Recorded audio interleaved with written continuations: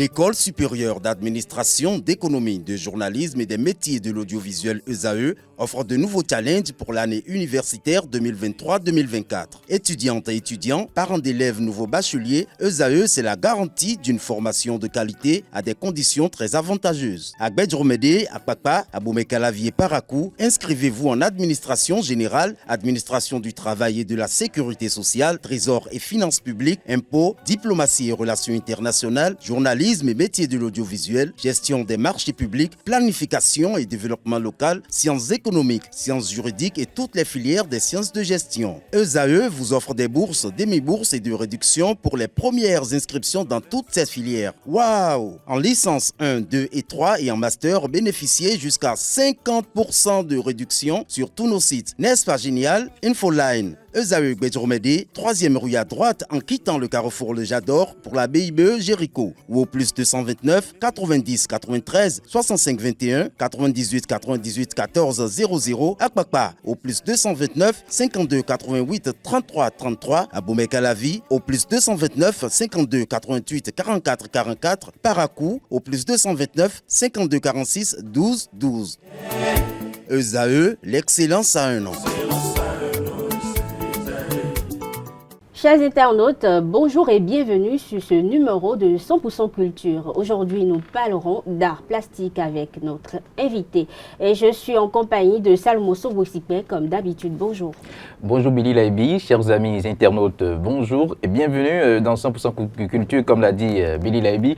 Nous sommes avec un plasticien aujourd'hui et on va plus le laisser se présenter à nos amis internautes. Bonjour monsieur. Bonjour. Alors, c'est bien vrai, ça fait plaisir de vous avoir aujourd'hui. Plaisir partagé. Super. Nous allons parler un peu de vous, de votre parcours, un peu comment est-ce que vous êtes devenu plasticien. Parlez-nous un peu des débuts. Bon, je m'appelle Vodoukhé Nathanaël, je suis plasticien béninois. Oui. Je crois que j'ai commencé le dessin depuis ma toute petite enfance, et quand j'étais au primaire déjà. Et j'ai touché véritablement à la peinture en 2005. J'étais en classe de seconde. Ok, 2005. Oui. Et quelles sont vos études? Quelles études vous avez fait? Moi, après mon bac, j'ai tout arrêté. Ah d'accord. Parce que quand j'avais eu le bac, j'attendais mes résultats et j'ai rencontré M. Dominique. Oui, d'accord. Oui. Je suis qu'on va en parler. Et oui. je l'ai approché, je lui ai montré déjà ce que j'ai eu à faire depuis 2005. Et il a tout de suite vu que bon, j'étais excellent en dessin. Et il m'a encouragé de continuer, de ne pas baisser les bras si j'envisage un jour de devenir plasticien et tout. Et puisqu'on parle des débuts, déjà en 2005, comme vous le dites, c'est quoi les dessins que vous faites déjà? C'était un peu particulier, hein. J'avais perdu ma maman à l'époque et j'avais cette envie quand même de faire son portrait. Vous voyez? Donc quand j'ai fini de faire le portrait, ça restait des peintures. Donc il faudrait que je l'utilise. Donc j'ai commencé par dessiner tout ce qui me passait par la tête. Ok. Donc c'est venu tout simplement. Oui, c'est comme ça. D'accord. Actuellement, vous exposez à l'Institut français du Bénin, au Bénin, l'Institut français du Bénin, depuis le 5 octobre plus précisément. Et c'est la première fois que vous faites de la peinture? Non, du tout pas. J'ai commencé ma carrière avec la peinture. J'étais beaucoup plus dans l'abstraction. Et j'ai fait la peinture pendant très longtemps. Et moi, ma particularité en tant qu'artiste, c'est le sujet qui m'amène vers le médium. On a plusieurs médiums, on a la peinture, la sculpture, on a les installations. Donc c'est selon ce que j'ai envie de dire que je choisis ce que j'ai envie de, je choisis le médium. Vous voyez, donc quand je voudrais parler de la culture, je voudrais que cela soit bien aperçu par le public, que l'on sente de quoi je parle. Donc je pouvais pas aller en abstraction, on ne verra pas forcément.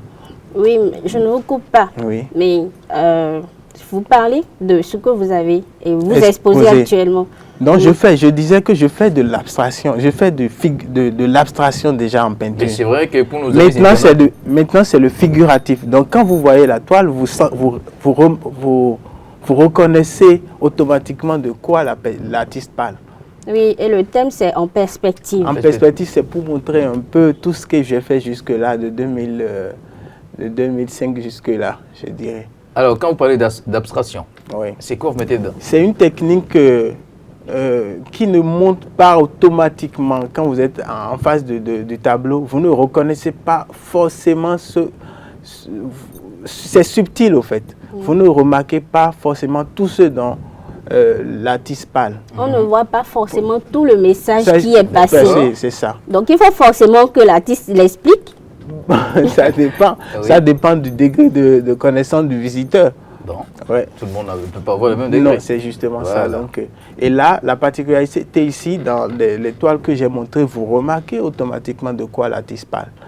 Donc, ça, c'est la différence entre ce que j'ai montré récemment et ce que j'avais montré à l'Institut en 2014. Et en général, quels sont les retours que vous avez?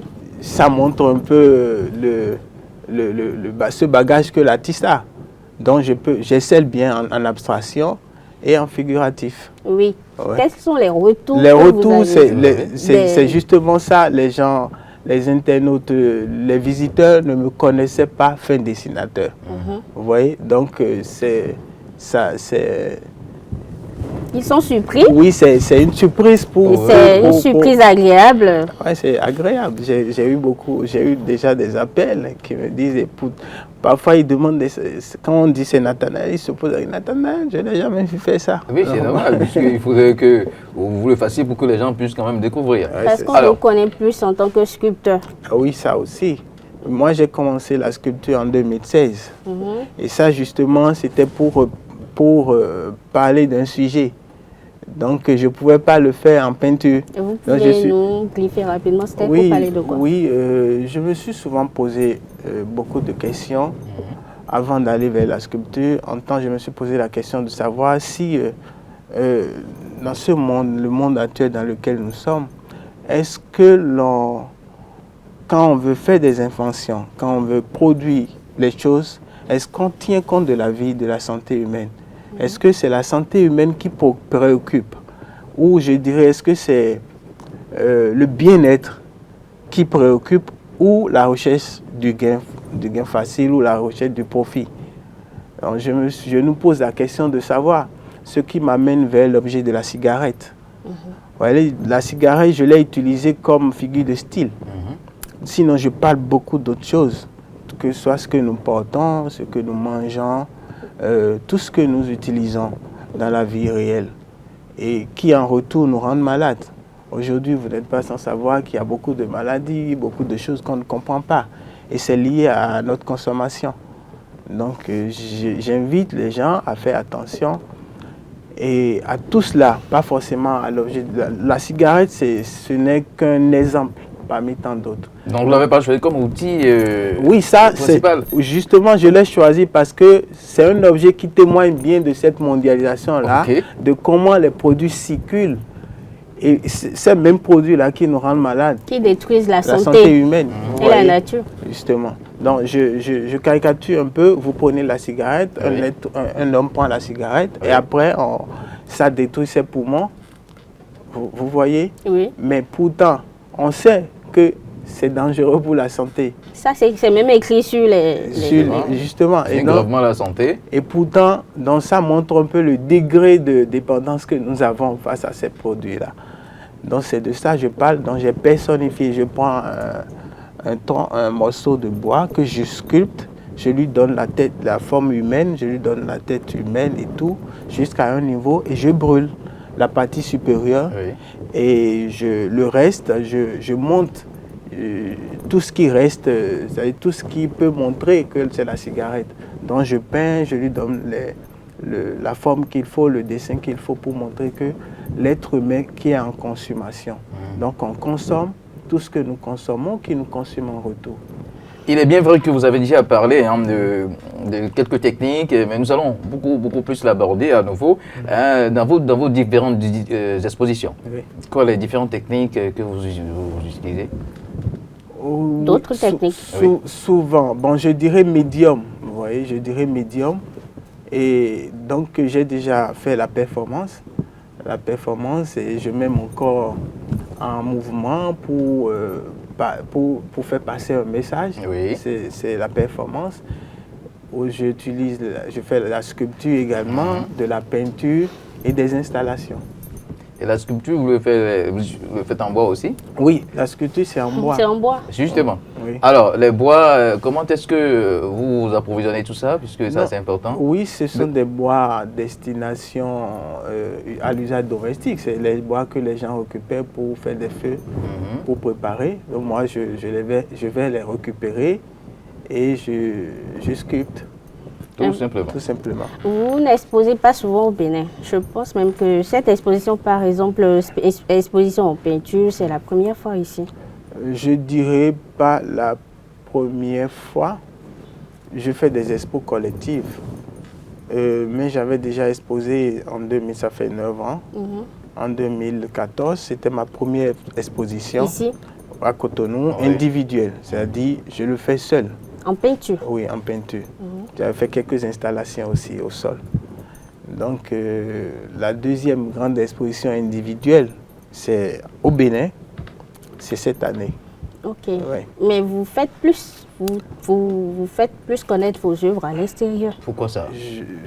Ça, c'est dû à beaucoup de choses. Hein. Oui, mais nous allons en parler. Oui, vous savez, les Béninois aiment. Là, on l'a compris dernièrement par rapport à l'exposition qui a eu lieu à la présidence. Donc, les statistiques le montrent bien que les Béninois aiment véritablement le truc. Mais l'acheter, ils n'ont pas encore cette culture-là. Vous voyez. C'est certainement à cause des prix. Donc, qui font que sinon, ils aiment bien, les Béninois aiment bien, là, vous l'avez dit. Mais est-ce qu'à voir dire ça, vous pouvez dire pas, pourquoi pas, réglementer un peu le prix? Non, on réglemente déjà le prix. C'est-à-dire, un Béninois, des Béninois nous achètent déjà. Hein. C'est différent, c'est-à-dire qu'il faudrait qu'on fasse la part des choses. Exposer au Bénin n'est pas lié forcément à ce que les gens achètent. Il y a aussi les espaces qu'on n'a pas. Les lieux d'exposition dignes de ce nom. Vous voyez l'expo de l'Institut français. Moi, j'ai présenté des toiles de 3 mètres 20 sur 2. C'est des grandes toiles. Je ne peux pas me limiter dans mon inspiration parce qu'il n'y a pas de salle. Vous voyez, il n'y a pas beaucoup de salles comme ça pour accueillir des œuvres comme ça. Vous voyez, il y a tout ça également. Et on n'a pas également de galeries pour nous exposer. On n'a pas beaucoup de galeries. Pas assez de galeries, oui.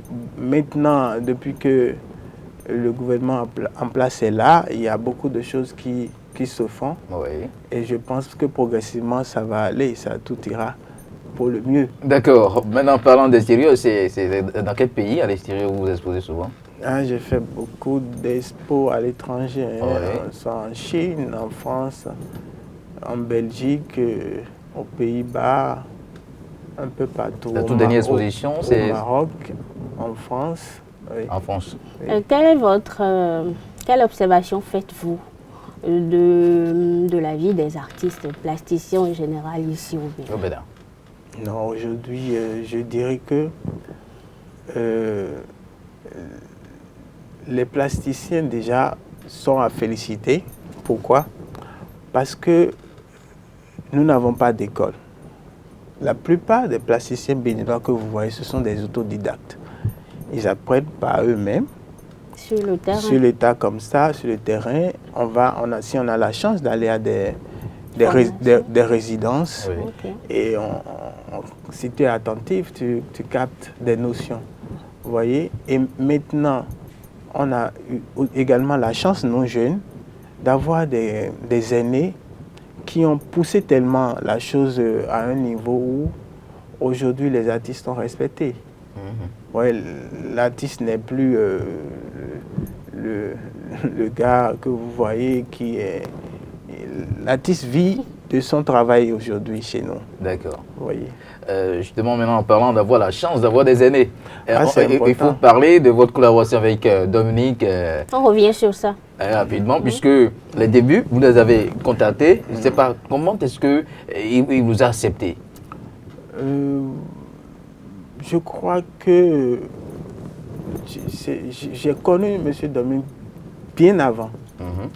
Je passais déjà devant sa maison Oui. et je voyais déjà ce qu'il faisait. Je me disais, mais moi-même, j'ai un petit truc en moi qui peut déjà faire ces choses-là. Encore qu'il utilise des sculptures de jumeaux. Oui, je crois. J'ai vu tout ça là. Je ne me rappelle plus bien de ce que je voyais à l'époque. Mais je me sentais déjà capable de faire ce que ce monsieur a fait en son temps. Donc après, c'est des années après que j'ai un ami qui m'a dit, ben, tiens, ce que tu fais, mais tu te rappelles quand il y a un monsieur non loin de chez nous qui le fait, mais va lui montrer ce que tu fais. Et donc un jour, j'ai été là-bas, je l'ai vu, heureusement, je l'ai vu dans son atelier. Et je lui ai parlé de ce que je fais également à l'époque. Il m'a dit, ok, bon, vas-y chercher ce que tu as déjà fait et montre-moi. Donc je suis rentré, je lui ai montré ce que je fais. Je lui ai ramené les pièces et tout. Et il a regardé, il m'a dit, ok, déjà tu as la main, tu as une bonne technique et tu dessines très bien. Je t'encourage de continuer si tu aimerais continuer un jour. Et je te recommande aussi d'aller à l'institut, t'abonner à la bibliothèque, histoire de lire un peu dans les livres tout ce qui se fait. Et donc, c'est ce que j'ai fait. D'accord. Et après, je lui ai demandé de passer de temps en temps dans son atelier pour voir comment il travaille et tout. Ce qui a été fait. Et c'est comme ça. Donc, je me suis familiarisé avec le monde, avec d'autres artistes que je suivais en ligne. Vous voyez, un peu comme ça. Et j'ai eu aussi la chance de commencer par voyager très tôt. D'accord. Et de rencontrer d'autres artistes étrangers comme Vichwa du Congo, vous voyez, comme Barthélemy du Cameroun. Donc et je pose beaucoup de questions. Moi, je suis très curieux et je capte rapidement. En dehors de Dominique Simpé qui est béninois, il n'y a pas d'autres aînés que oui, il y a... qui vous êtes allés ou qui vous ont reçu ici? Moi, je suis de nature timide. Hein. Je ne fréquente pas beaucoup, mais j'apprends d'eux sans qu'ils le sachent. Hein, en fait. Donc c'est pourquoi moi je remercie tous ces aînés-là. J'apprends d'eux. Il y a Charlie. Oui. Moi j'aimais beaucoup déjà sa technique de bien mélanger les couleurs. Vous voyez, je regardais sur Romeo Drazumé, je regardais pas mal d'artistes, mais moi j'étudiais ces artistes-là à distance sans pouvoir les aborder. D'accord. Moi, j'apprends vite quand...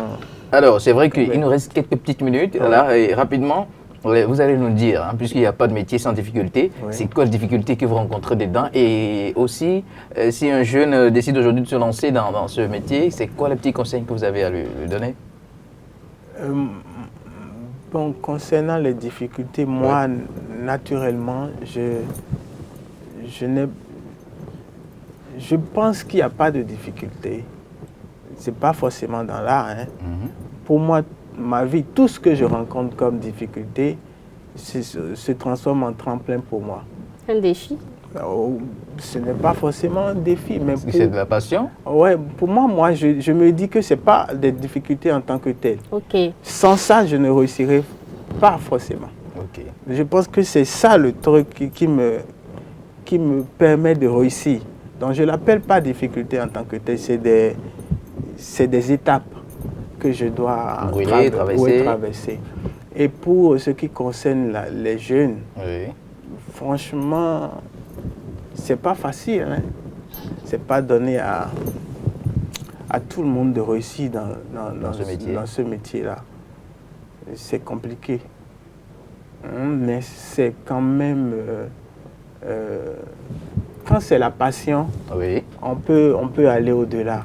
Donc, j'invite la jeunesse, ceux qui aiment l'art, ceux qui aiment véritablement, ceux qui savent dessiner, ceux qui ont envie de faire de leur passion un métier, de se lancer. Nous sommes là, on pourra les aider autant qu'on pourra. De prendre les difficultés juste comme des étapes à Il brûler. n'y a pas de difficulté en tant que Sur quelle plateforme est-ce que vous faites connaître vos œuvres en dehors des expositions, des événements et tout? Vous êtes sur Facebook?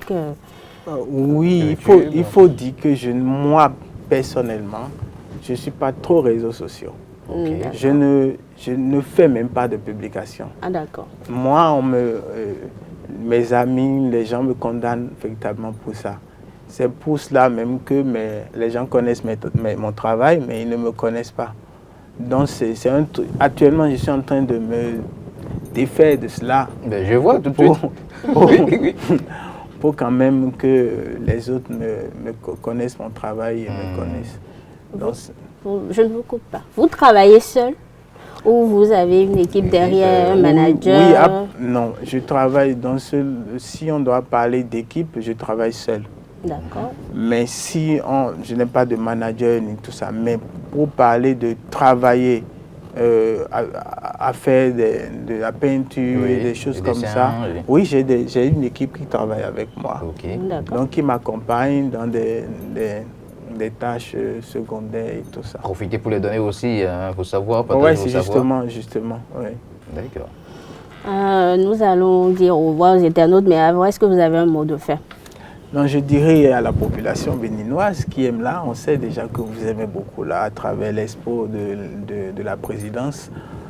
Nous sommes en exposition à l'Institut français jusqu'au 28 octobre. Passez voir. Ouais, passez voir l'exposition, vous ne serez pas déçus. Merci M. Vaudouret, merci Salomon pour la compagnie. Chers internautes, nous avons reçu Nathanaël Vaudouret, artiste plasticien. J'espère que vous avez apprécié l'émission. Merci d'être resté à nos côtés. À très bientôt.